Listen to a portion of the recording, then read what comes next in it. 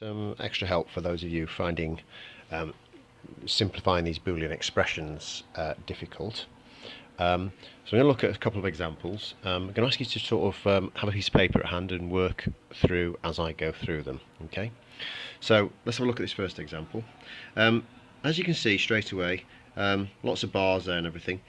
First thing to remember that precedence rules apply to Boolean expressions. So we know that these multiply AND gates will occur before the OR gates. So let's do this first, just to be sure that we know the order of events. So we're going to put some brackets around there, just to be clear that that is what is happening. Right, let's look at the two separate brackets. Now look at this guy here. Lots of bars across there, a bit of a pain, these things, trying to simplify expressions with those in. What do we do? So have a think about what we could do with this part. Okay, were you right? You hopefully have applied De Morgan's law, which is the split and change rule, which means that you end up with something that looks like this.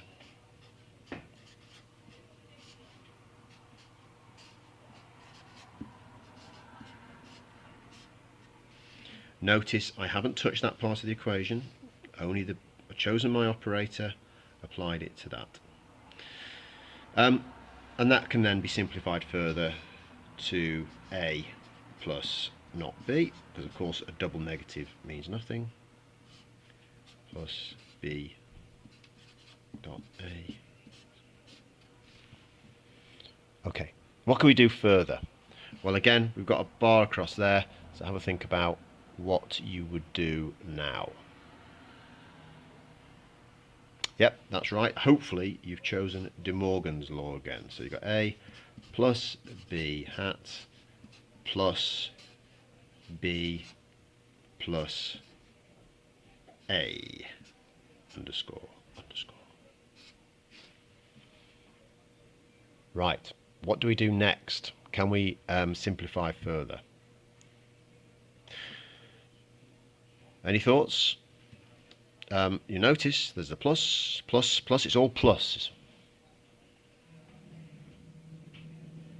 Right, were you right? Did you realise that now the brackets are irrelevant because it's all the same operator, and we can rearrange the equation like this?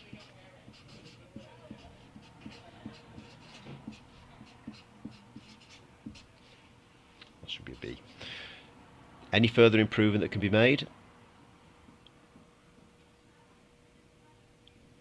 Yep, hopefully you have got A plus not A going into an OR gate. So you know that one is going to be 1 and one is going to be 0 because they're the opposite of one another.